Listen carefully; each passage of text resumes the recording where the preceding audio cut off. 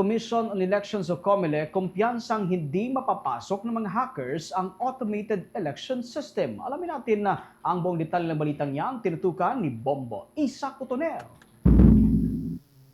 Kumpiyansa ang Commission on Elections na hindi sila mapapasukan ng kahit anumang hackers lalo na pagdating sa automated election system. Tiniyak ni Commission on Elections Chairman George Erwin Garcia na sa darating na halalan sa Mayo, bago pa lamang i-transmit ang mga resulta sa Board of Canvassers, ay iniimprenta na ng makina ang mga resulta ng boto o yung tinatawag na election returns. Kaya naman may kopya na ng mga resulta na makikita ang mga kinatawan ng kandidato o mga poll watchers. Ayon kay Garcia, sa ganitong paraan, madaling makikita ng mga poll watchers at mga kandidato kung may pagbabago ba sa mga resulta ng boto. Kaugnay pa nito, nakaprogram ng mga makina na alas 7 pa lamang ng gabi magsisimulang mag-transmit ang mga resulta kahit maagang natapos ang eleksyon. Dagdag pa niya na sinigurado nila na magagaling ang mga nagbabantay ng mga datos, lalo't higit ito ay mga impormasyon ng bawat botante sa bansa.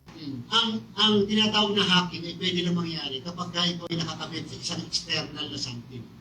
Ibig sabihin, yung makina na yan, bago mag-transmit ng result, nag-imprenta na ng election results. May kopya ka na. Saka mo lang siya kakabitan ng download para lang po sa transmission ng result. So, bago pa ma-transmit, may kopya na ng result sa presinto. Alam na ang boto ni Mayor, ni Governor, ni Senador, sa presinto pa lang. Kung ikaw ay mag-hack, paano mo i-hack at babaguhin yung boto kung may kopya na sa source?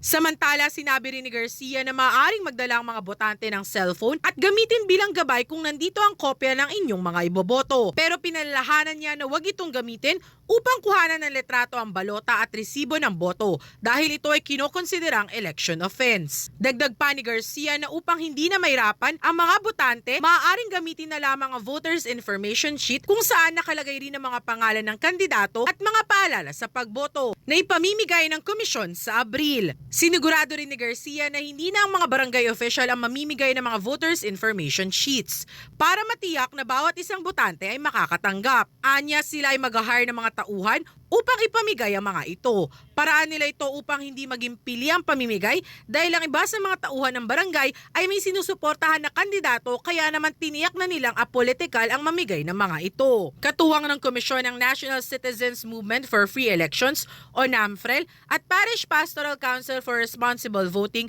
o PPCRV sa pagmomonitor para sa pamamahagi ng voters information sheet. Hindi po pwedeng ang botante ay mag-picture ng mga balota at ng resibo na matapakuha po. Election offense po yun. Ngayon po, meron po kami ibibigay sa lahat. Hopefully, sa awa ng Diyos, magawa namin. Sa month of April, lahat po mabibigyan ng voters information sheet.